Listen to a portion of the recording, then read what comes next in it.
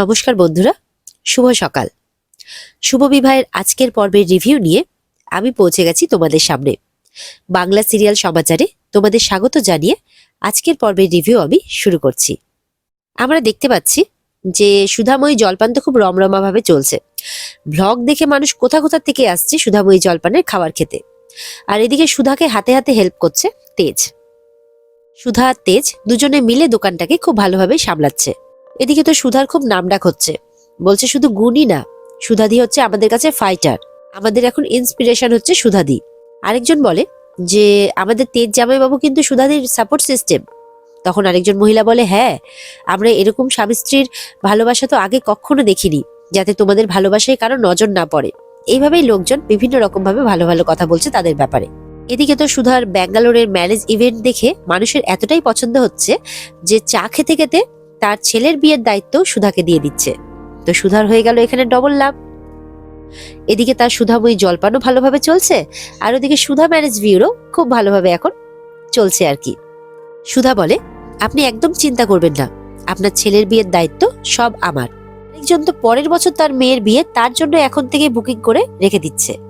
Budget নিয়ে একটু চিন্তা করলে সুধা বলে, আপনি এসব নিয়ে ভাববেন না, আপনার মেয়ের বিয়েতে শুধু আপনি কি কি করতে চান সেটা শুধু আমাদেরকে বলে দেবেন। আরেকজন আসে তার ভাইয়ের বিয়ের খবর নিয়ে, কিন্তু পাত্রী যোগ্য কিনা সেটা খবর নিতে হবে। বিচ্ছু তখন তাদের সাথে কথা বলে নেয় যে আপনাদের কন্ট্যাক্ট নাম্বার যাবতীয় যা কিছু আমাদেরকে দিয়ে দেবেন, আমাদের অফিস থেকে আপনাদের সাথে কথা বলে নেবে। তেজ এদিকে সুধাকে বলছে, বাবা আপনি তো মাল্টি ট্যালেন্টেড। এদিকে সুধাময়ী জলপান, এদিকে সুধা ম্যারেজ বিউরো, এরপরে আপনার সুধাময়ী ম্যারেজ ইনভেস্টিগেশন অফিস খোলা উচিত, তাই না? সুধা বলে, হ্যাঁ, আর তাতে আপনি আমার বিজনেস পার্টনার হচ্ছেন, কি হবেন তো? তেজ মাথা নাড়ায়। এদিকে সার্থকরা কিন্তু ঠিক নজর রেখেছে সুধাদের দিকে। সার্থক আর তুহিনা মিলে ফলো করছে সুধাদের। তুহিনা বলছে, সার্থক, সুধার তো দেখছি ডানা গজিয়েছে। ব্যাঙ্গালোরে তোমাদের বিয়ের ইভেন্টটাও কিন্তু এই বেহেনজি সাজিয়েছিল, জানো তো? আর ওই তো গিয়ে সমস্ত 12টা বাজালো, তোমাকে পুলিশের হাতে ধরিয়ে দিল, তোমাকে বিয়েটাও করতে দিল না। আর এদিকে দেখো, সুধার তো একদম রমরমা ব্যাপার। তার সুধা ম্যারেজ বিউরো, দোকান সব তো দেখছি খুব রমরমা ভাবে চলছে। ব্যাঙ্গালোরে থাকা সেই নরম ভীতু সুধা আগের মতো কিন্তু আর নেই, সম্পূর্ণ পাল্টে গেছে। সার্থক বলে, ভয় পাবে, এবার ভয় পাবে। আর শুধু ভয় নয়, সুধার জীবনে আতঙ্ক হয়ে ঢুকবে এই সার্থক চ্যাটার্জি। তুহিনার কাছে একটা ফোন আসে।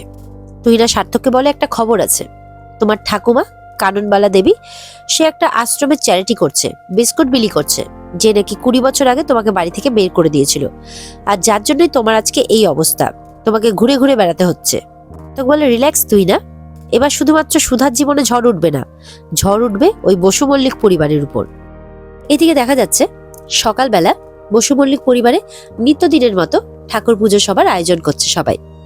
সেই সময় ঝিনুক ওপর থেকে সমুদ্রের পোশাক পরে নেমে এসেছে, গলাতে তার ফুলসজ্জার বাঁশি মালা।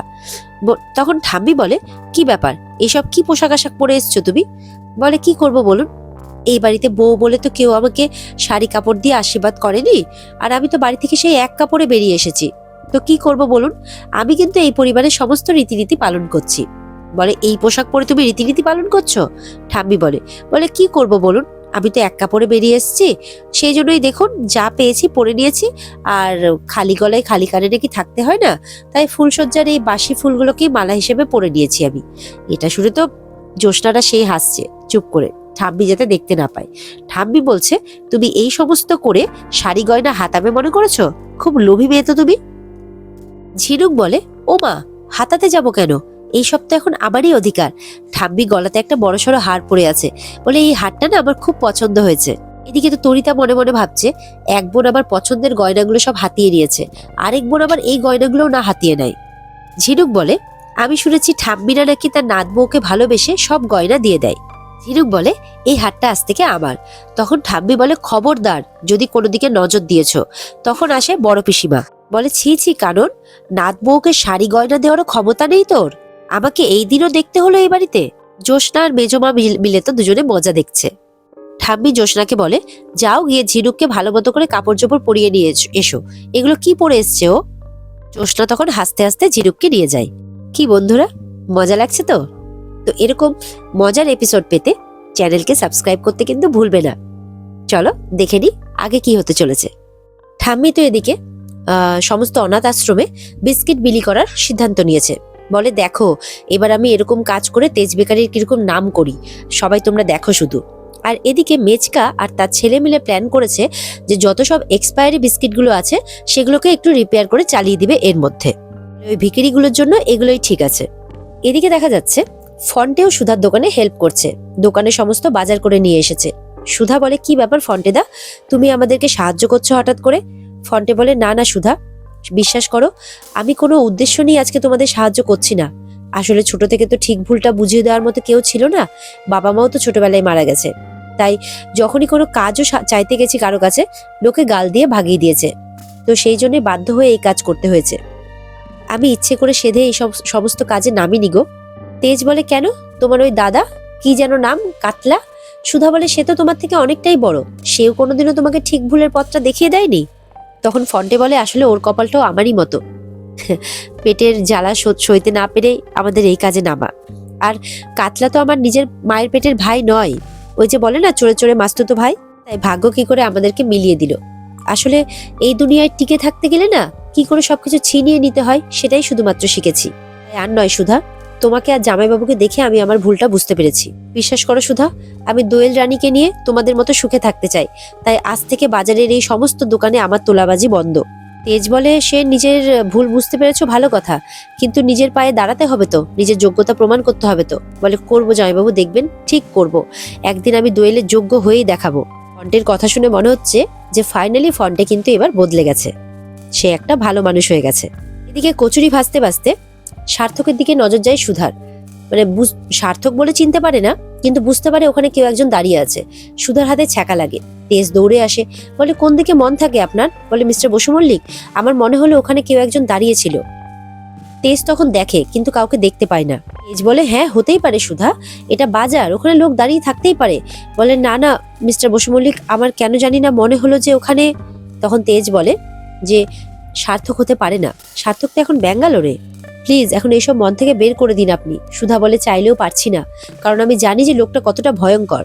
এদিকে তেজের সাথে দেখা করতে তেজের অফিসেরই একজন আসে, আর এদিকে দেখা যাচ্ছে ঠাম্মি তো বিস্কিট বিলি করছে বাচ্চাদের হাতে। জ্যোৎস্না বলে এইসব করে কি তুমি তেজ বেকারির নাম ফেরাতে পারবে? সমুদ্র বলে দাদা ভাইকে ছাড়া তেজ বেকারির নাম কিছুতেই ফেরানো সম্ভব নয়।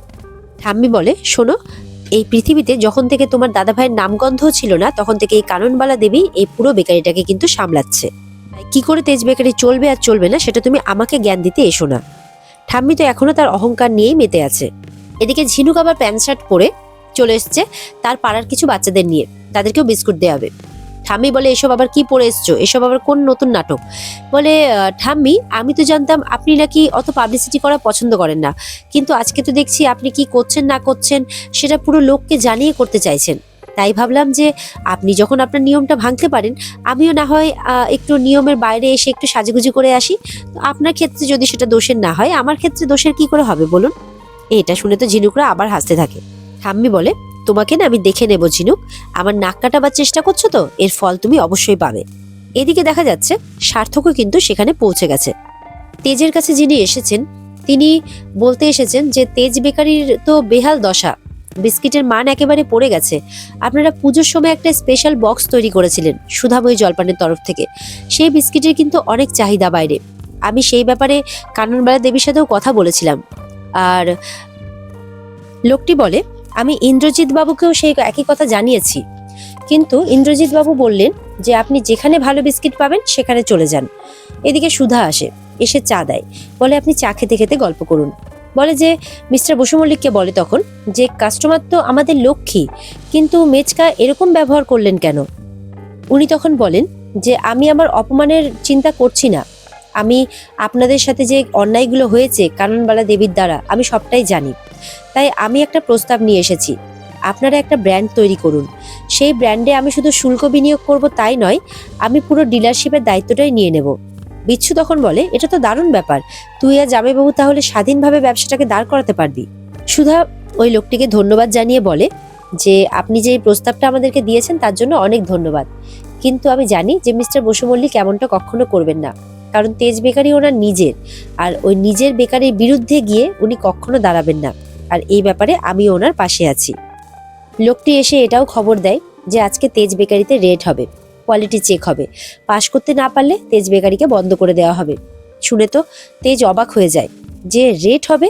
বলে, হ্যাঁ, আপনাদের সাথে আমাদের অনেক বছরের সম্পর্ক, তাই আমি আপনাকে এসে খবরটা দিলাম। এদিকে তো মিডিয়াকেও নিয়ে চলে আসে মেচকা আর তার ছেলে।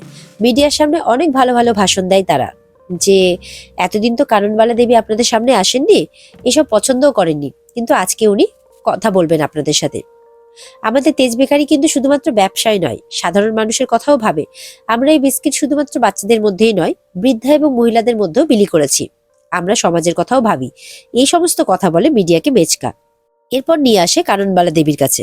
মিডিয়া থেকে তো ঠাম্মিকে প্রশ্ন করা হয়, আপনি তো আজ অব্দি প্রেসের সামনে আসেননি, তাহলে আজকে এমন কি হলো যে আপনি প্রেসের সামনে আসতে বাধ্য হলেন? নাকি এটা আপনারা আপনাদের ব্যবসাকে ঘুরিয়ে দাঁড় করানোর একটা চেষ্টা করছেন মাত্র? আরেকজন বলে, সুধাময়ীর হাতের বিস্কিট কিন্তু সবাই পছন্দ করছে, আপনারা সেই বিস্কিটকে কেন ফিরিয়ে আনছেন না? শুধুমাত্র উনি ডিভোর্সি বলে আপনি ওনাকে মেনে নিতে পারছেন না? ঠাম্মি তো মুখ ঘুরিয়ে রেখেছে প্রেসের কাছ থেকে। এদিকে তো সার্থক বলে, ও আচ্ছা, এই জন্যই সুধাময়ী নিজের বাড়িতে উঠেছে, ডিভোর্সি বলে ও এই বাড়িতে ঠাঁই পায়নি। ঠাম্মি বলে, শুনুন, আজকে শুধুমাত্র ব্যবসার কথাই হোক, অন্য কোনো কথা এখানে হবে না। এতদিন এই কাননবালা দেবী এই ব্যবসাকে নিজে হাতে দাঁড় করিয়েছে, তাই কাননবালা দেবীর আর কাউকে কখনো প্রয়োজন হবে না। এদিকে সার্থক বিস্কিটের প্যাকেটের মধ্যে কি সব ওষুধ মিলিয়ে দেয়, আর সেই বিস্কিটের প্যাকেটই দেওয়া হচ্ছে বাচ্চাদের কাছে। তেজের বাবা বলছে যে, মা দেখো, আজকে তুমি প্রচারের উদ্দেশ্যেই করো বা ব্যবসার উদ্দেশ্যে, যেটা করছো খুব পুণ্যের কাজ করছো, কিন্তু এইটা করে কিন্তু তেজ বেকারির হাল তুমি ফেরাতে পারবে না। তার জন্য কিন্তু তেজ আর রাধাকেই চাই, তারা ছাড়া কিন্তু আমাদের এই তেজ বেকারি কখনো দাঁড়াবে না। তখন ঠাম্মি বলে, এটা আমি কখনো হতে দেব না। আর এদিকে সুধা তেজ রওনা হয়ে গেছে ফ্যাক্টরিতে আসার জন্য। সুধা সমানে ঠাম্মিকে ফোন করছে জানানোর জন্য যে আজকে রেড পড়বে, কিন্তু ঠাম্মি তো ফোনটা রিসিভই করে না, ফোনটা টেবিলে রাখা আছে, ঠাম্মি বুঝতে পর্যন্ত পারে না। এদিকে অনেকক্ষণ পর জ্যোৎস্না দেখতে পাই যে ঠাম্মির ফোনে তেজ ফোন করছে। তখন জ্যোৎস্না এসে সেটা ঠাম্মিকে বলে। ঠাম্মি মেচকাদের বলে, তেজ আমাকে ফোন করছে কেন? বলে, দেখো, আমাদের কাজকর্ম হয়তো খবরে প্রচার হচ্ছে, সেটা শুনেই হয়তো ফোন করছে, সেই সুখটা হয়তো মেনে নিতে পারছে না, তাই এমনটা করছে। এরপর ঠাম্মি ফোনটা রিসিভ করে, বলে, দেখতে পাচ্ছ না ফোন রিসিভ করছি না, তার মানে ব্যস্ত আছি। সুধা বলে, আমি বলছি, বলে যে আজকে ফ্যাক্টরিতে রেড পড়বে, বিস্কিটের কোয়ালিটি চেক হবে। ঠাম্মি শুনে তো অবাক হয়ে যায়, বলে যে এটা তুমি জানলে কি করে? সুধা বলে যে এটা ইম্পর্টেন্ট নয়। সুধা বলে, আমরা ফ্যাক্টরিতে যাচ্ছি, আপনি কর্মচারীদের এক্ষুনি বলে দিন, বিস্কিটের কোয়ালিটিতে যদি কোনো রকমের কিছু পাওয়া যায় তাহলে কিন্তু সারা জীবনের মতো ফ্যাক্টরি আজকেই বন্ধ হয়ে যাবে। এটা শুনে তো ঠাম্মি একদম অবাক হয়ে যায়। এদিকে তো ফ্যাক্টরিতে তেজরা পৌঁছে যায়, গিয়ে দেখে ভিড় জমা হয়ে গেছে। ভেতরে সমস্ত কর্মচারীকে বাইরে বের করে দেওয়া হয়েছে, ভিতরে বিস্কিটের কোয়ালিটি চেক করা হচ্ছে। তেজ ভেতরে যেতে চাইলে তাকে কিছুতেই যেতে দেওয়া হয় না। আর এখানে আজকের পর্ব শেষ হয়ে যায়। বন্ধুরা, এই ছিল আজকের পর্বের রিভিউ। যদি তোমাদের ভালো লেগে থাকে তাহলে অবশ্যই পর্বকে লাইক, কমেন্ট আর চ্যানেলকে সাবস্ক্রাইব করে দেবে। আর পর্বের বিস্তারিত দেখতে অবশ্যই তোমরা স্টার জলসার পর্দায় নজর রাখবে। তাহলে দেখা হচ্ছে তোমাদের সাথে আগামীকালকে। ততক্ষণ সবাই ভালো থাকবে। টাটা।